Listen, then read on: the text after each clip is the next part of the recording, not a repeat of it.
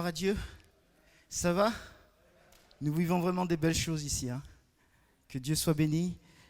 Voilà, j'aimerais remercier Franck et Liliana pour ces moments. Remercier également David, Béatrice et tous les ministères associés qui sont ici présents. Mais également vous tous qui êtes venus pour être bénis, bénir Dieu et être bénis également.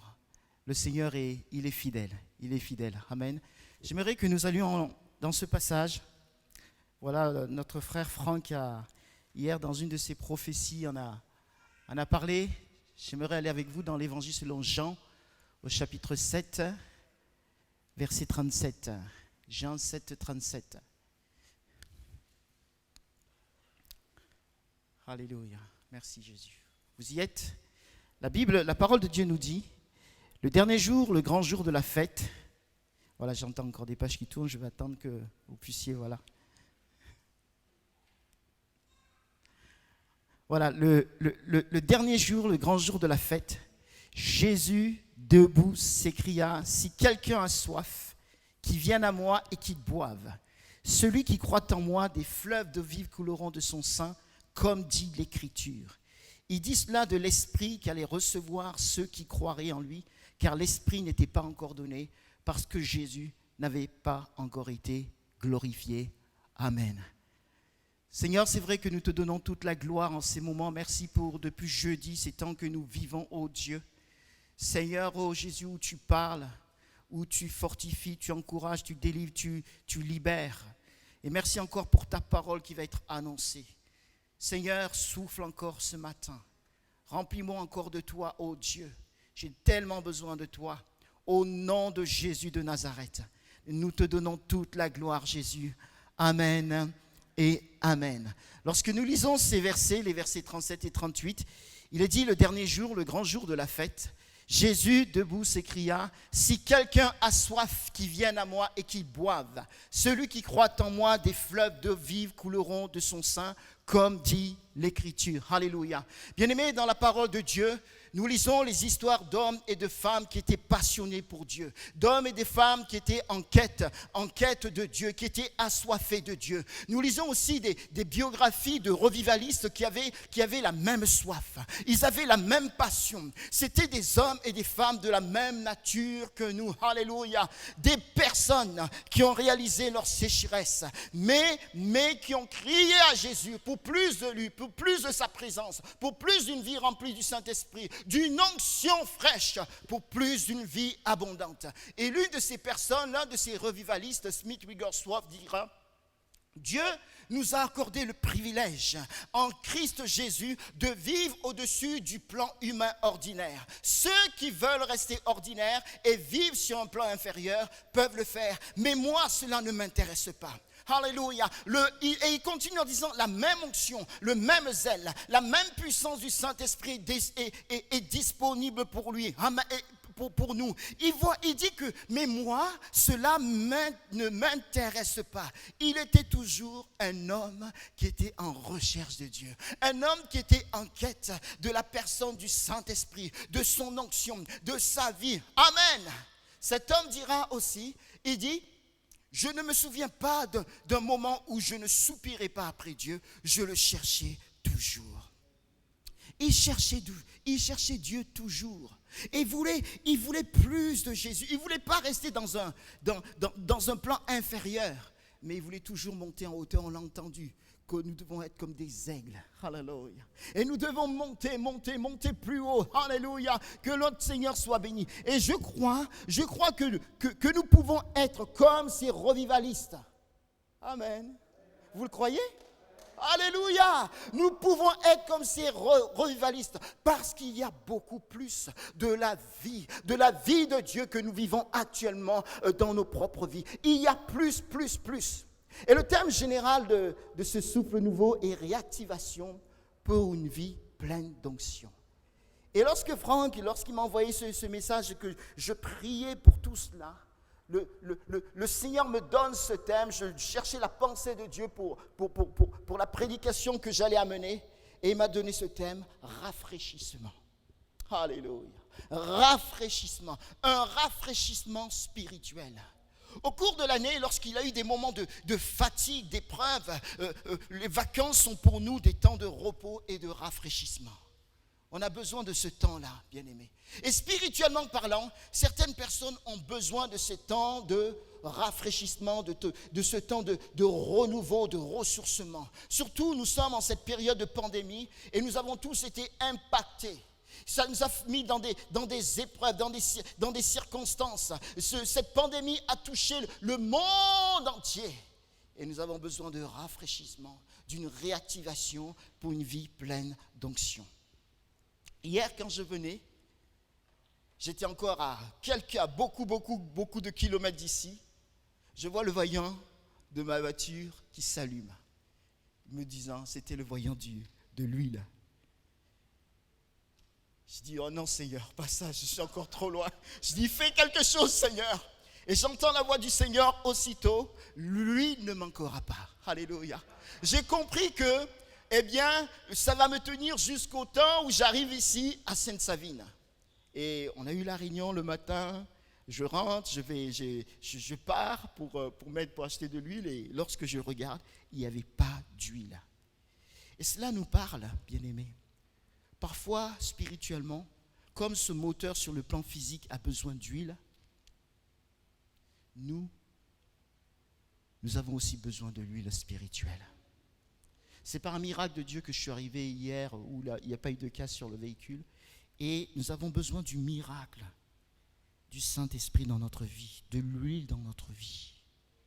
Le corps humain est constitué de 50-75%, en tout cas pour les adultes, et ça dépend également du poids, est constitué de 50-75% d'eau. Ça, c'est sur le plan physique. Nous avons besoin de l'eau pour vivre.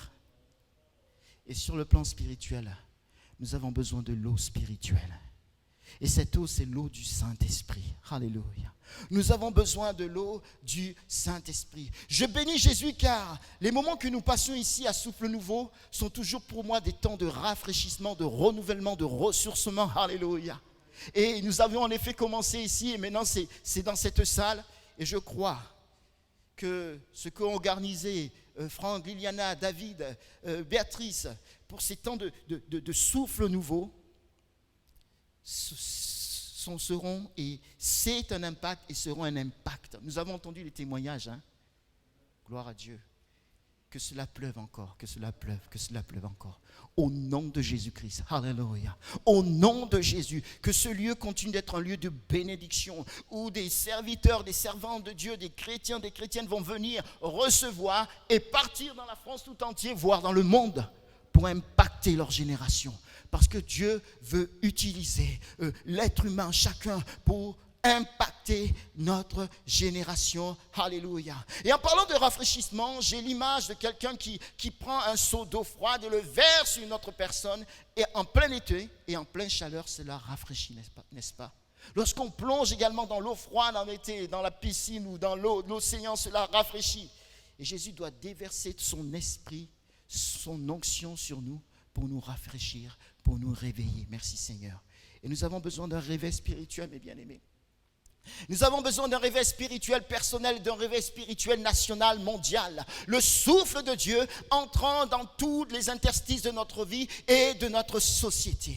Rafraîchissement. Lorsque nous regardons la définition de rafraîchissement, rafraîchissement signifie le fait de rendre, le fait de devenir plus frais. C'est une remise en état. Et un rafraîchissement est un renouveau. Un rafraîchissement est un renouvellement, une remise en état. Et lorsque nous venons à notre texte, avant de parler de ce moment où Jésus va faire cette déclaration, il est important de voir le contexte de ce texte. Nous sommes ici à la fête des huttes à Jérusalem. La fête des huttes faisait partie des 3 fêtes dites de pèlerinage où les Juifs, quel que soit leur lieu de résidence, devaient se rendre à Jérusalem pour célébrer la fête. La Bible déclare dans Lévitique chapitre 23 verset 34 où Dieu dit, parle aux Israélites, dis-leur, le 15e jour de ce 7e mois, ce sera la fête des huttes en l'honneur de l'Éternel pendant 7 jours. C'était donc une fête, mes bien-aimés, qui durait 7 jours au mois d'octobre. Puis venait le 8e jour, le grand jour de la fête où une assemblée solennelle devait être convoquée. Le texte que nous venons de lire dans Jean se passe justement à ce 8e jour. Cette fête avait plusieurs noms. Elle s'appelait également la fête de Sukkot, ou encore la fête des tabernacles, ou encore la fête des cabanes ou des tentes. Et dans Lévitique, il nous est dit, vous demeurerez pendant 7 jours sous des huttes.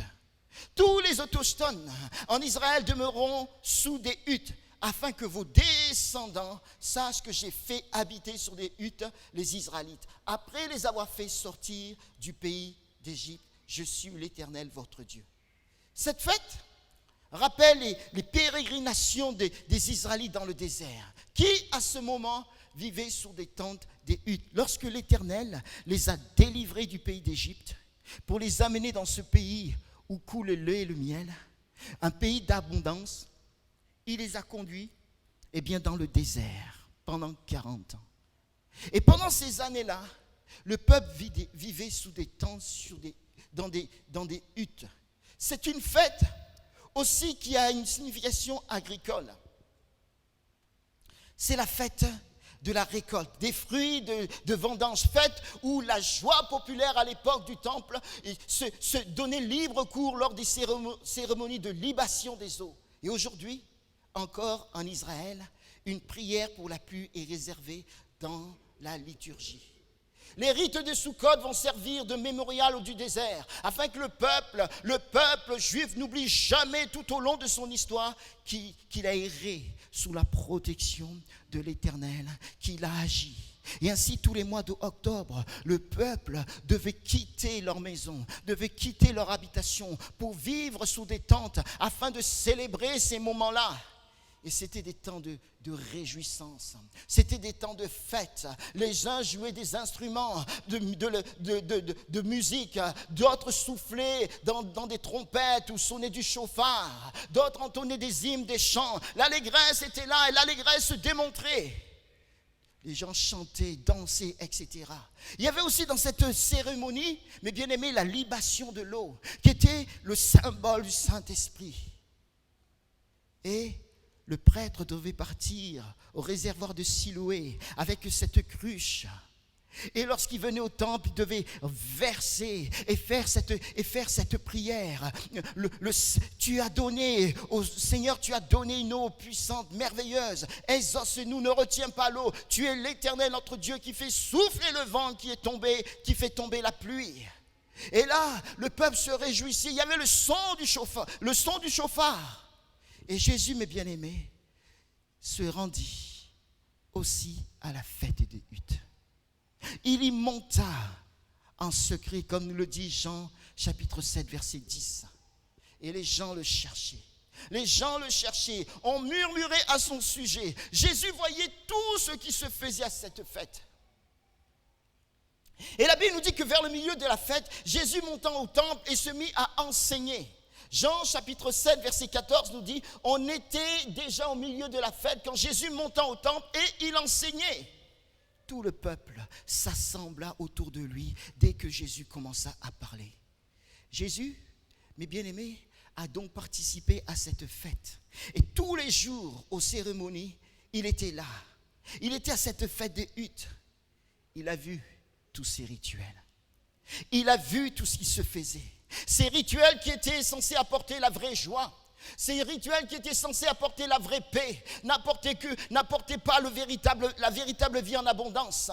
Il les entendait, il entendait les chants, il entendait ce son de trompette, etc., etc.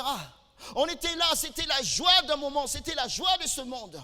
On faisait pour faire, ce n'était que rituel, ce n'était que la religion a pris place, rituel, et chaque jour c'était cela, et chaque soir c'était cela, les gens rentraient à nouveau chez eux, mais rien n'a changé dans leur cœur, tels ils sont revenus, tels ils repartaient.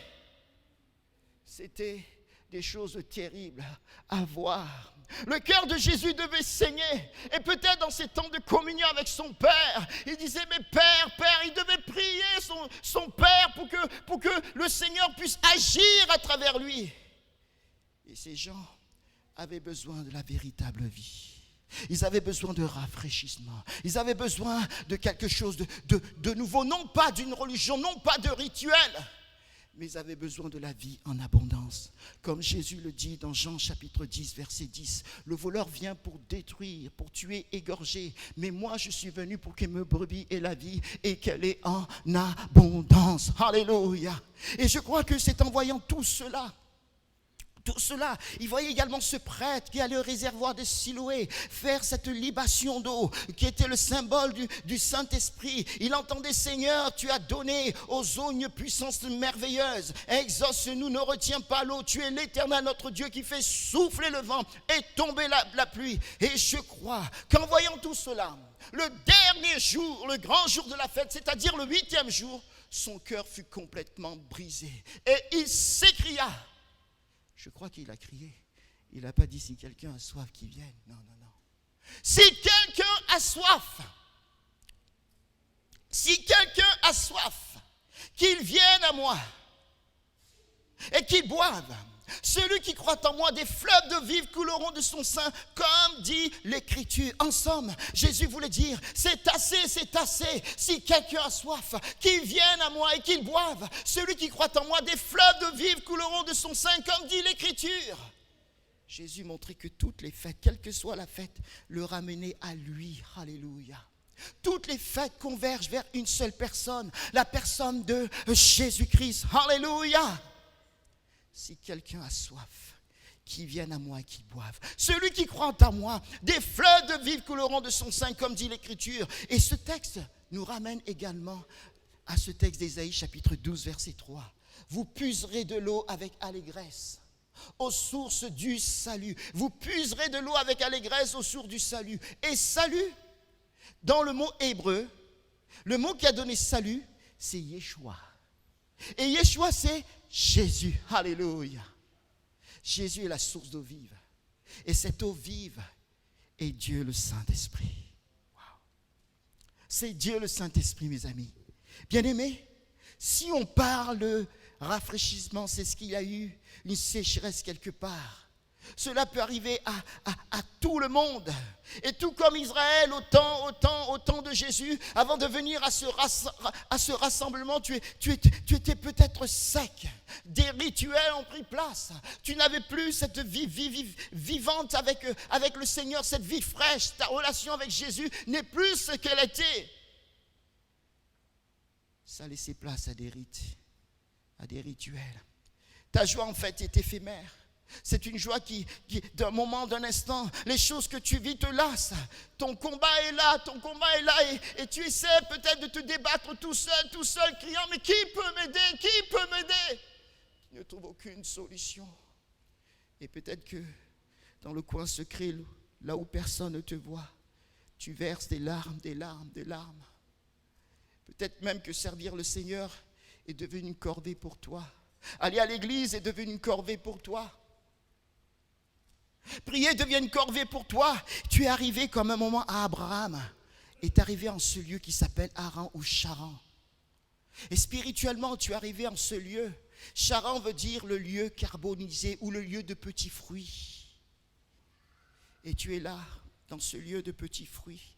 Tu as du mal à sortir, tu as du mal à t'émanciper, tu as du mal à vivre les choses que Jésus a prévues pour toi. Si quelqu'un a soif, qu'il vienne à moi et qu'il boive. Celui qui croit en moi, des fleuves de vie couleront de son sein, comme dit l'Écriture. Il voulait parler de l'effusion du Saint-Esprit. Il voulait parler de la réception du Saint-Esprit, d'une régénération, d'un rafraîchissement. Amen. Cette eau vive est le Saint-Esprit. Une rosée vivifiante, pluie céleste, qui vient rafraîchir, renouveler, restaurer. Il vient désaltérer l'âme assoiffée. L'Esprit Saint est l'eau qui coule et se répand avec abondance et plénitude pour toute âme qui le recherche.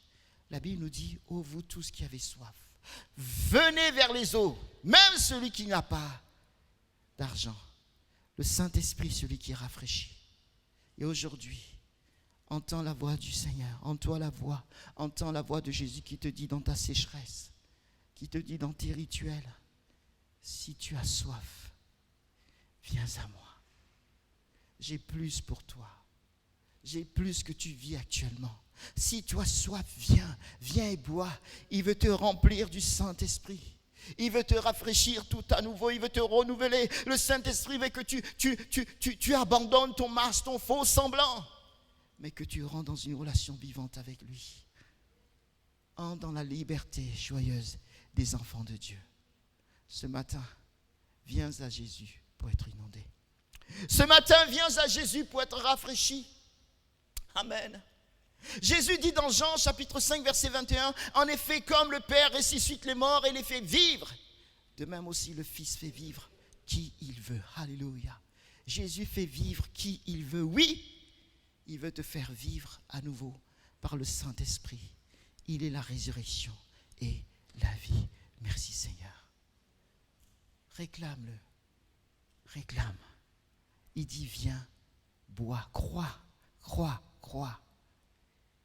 Et Jésus également, ce verset nous parle également de salut. Si quelqu'un a soif, qu'il vienne à moi et qu'il boive. Jésus est la source de vie. Et peut-être, il y en a qui ne connaissent pas Jésus ce matin. Lorsque nous avions les réunions là-bas, dans la salle, parfois,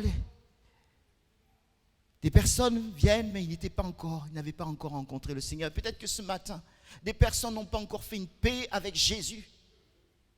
Des personnes n'ont pas encore fait la paix avec Jésus. Viens à cette source. Il est mort à la croix pour tes péchés comme pour mes péchés. Sur cette croix, le sang de Jésus a coulé pour effacer toutes tes transgressions. Viens à lui ce matin et demande-lui pardon pour tes péchés. Et tu seras renouvelé, restauré, rafraîchi. Alléluia. Et il te donnera cette onction. Et cette onction est aussi pour le salut du plus grand nombre. Avec tous les événements qui se passent dans notre monde, nous voyons que Jésus est à la porte. Il revient bientôt. Mais avant cette venue, il veut répandre l'effusion du Saint-Esprit dans nos vies pour un impact divin, afin que nous allions impacter nos contemporains. Acte 1:8, vous recevrez une puissance, celle du Saint-Esprit, survenant sur vous. Et vous serez mes témoins à Jérusalem, dans la Judée, en Samarie et jusqu'aux extrémités de la terre. Alors soyons loin, tout comme notre Seigneur, pour ici guérir ceux qui ont le cœur et les émotions brisées. Alléluia. Hier, David nous disait que pour recevoir la plénitude, c'est pour le servir. Amen. Donc Dieu nous donne cette onction pour que nous allions le servir, pour guérir ceux qui ont le cœur et les émotions brisées. Recevons cet esprit. Soyons loin comme le Seigneur pour libérer ceux qui ont le cœur plein d'amertume. Alléluia. Et cela me rappelle ce que nous avons vécu dimanche lors de notre culte à Sainte. Il y avait la louange. Et pendant que je louais, on est à l'écoute de Dieu souvent. Et là, j'entends la voix du Seigneur. Quelqu'un veut quitter son foyer. Quelqu'un veut quitter son foyer. Tu diras que la solution n'est pas là et que je rebâtirai, je reconstruirai son foyer. Je prends le micro et je le dis. J'annonce cette parole. Et à la fin du culte, eh bien voilà, on salue les gens, les frères, les sœurs, les personnes nouvelles qui sont présentes. Et une personne, on prend des rendez-vous et une personne me dit, pasteur, j'aimerais que vous passiez cette semaine. Je suis dans un terrible combat. Je dis, ok, je vais passer. Je dis, je vais passer mardi là, c'est-à-dire le mardi qui vient de passer cette semaine. J'y suis allé et là elle me raconte son histoire. Avant d'aller au culte, elle dit à ses enfants, à ses 2 enfants, les enfants, je vais peut-être quitter la maison. Je vais quitter la maison et c'est pas sûr que j'ai votre garde. Et elle part au culte et elle me dit que lorsqu'elle partait à l'église, elle se gare quelque part et son cœur était brisé, il y avait de l'amertume et elle pleurait. Elle a dit dans la voiture, elle pleurait. Et finalement, elle ne savait plus trop s'il fallait qu'elle aille au culte ou retourner chez elle. Puis elle a dit non, je vais aller à l'église parce que c'est là ma maison. Elle vient à l'église. Et lorsqu'elle vient à l'église, le Seigneur lui parle. en disant tu as l'intention de quitter ton foyer, mais la solution n'est pas là. Et le Seigneur dit je vais rebâtir ton foyer, je vais le reconstruire. Moi je ne savais rien ce qu'elle vivait, je ne savais rien, absolument rien. Et là elle m'expliquait ce qui se passait entre elle et son mari. On a prié, d'autant plus que le Seigneur lui a parlé doublement à cette réunion, à travers cette parole, mais également à travers la parole de Dieu, où je prêchais sur Luc chapitre 7, verset 11, où Jésus rentre à Naïn. Et là, il voit cette femme qui pleurait justement, qui a mené son fils unique, mort. Et Jésus la vit et dit, ne pleure pas. Le Seigneur a parlé également ce jour-là à cette sœur à 2 reprises. Nous avons prié ensemble et nous nous attendons au Seigneur. L'onction du Saint-Esprit est là pour guérir ceux qui ont le cœur plein d'amertume. Soyons remplis pour annoncer une bonne nouvelle aux pauvres. Amen. Soyons remplis pour libérer les captifs de leur prison satanique. Soyons remplis pour donner la vue aux aveugles. Soyons remplis, pour envoyer libres les opprimés et pour proclamer une année de grâce du Seigneur. Le dernier jour, le grand jour de la fête, Jésus debout s'écria, si quelqu'un a soif, qu'il vienne à moi et qu'il boive. Celui qui croit en moi, des fleuves d'eau vive couleront de son sein, comme dit l'Écriture. Si tu as soif, viens à Jésus ce matin encore. Viens à lui et bois. Reçois par la foi. Il désire que des fleuves d'eau vive coulent de ton sein. Un rafraîchissement, un rafraîchissement. Sois rafraîchi ce matin. Sois renouvelé ce matin. Alléluia. C'est une véritable inondation de l'âme et de l'esprit. La Bible, lorsque vous lisez ce verset, il n'est pas dit un verre d'eau vive, mais des fleuves d'eau vive. Des fleuves, non pas seulement un fleuve, mais des fleuves. Alléluia. C'est une véritable inondation de l'âme et de l'esprit. Comme si une personne était complètement plongée dans un torrent ou dans l'eau. Lorsqu'on baptise, on immerge complètement la personne sous l'eau et on la ressort. Mais lorsque Jésus baptise dans le Saint-Esprit, il nous prend et il nous immerge complètement dans la personne du Saint-Esprit. Amen. Mais ceux qui espèrent en l'Éternel, nous dit la Bible, Ésaïe 40, 31, renouvellent leur force. Ils prennent leur vol comme des aigles. Ils courent et ne se lassent pas. Ils marchent et ne se fatiguent pas. Le Seigneur veut renouveler tes forces ce matin. Oui, c'est le Saint-Esprit qui vivifie. Sois inondé de lui.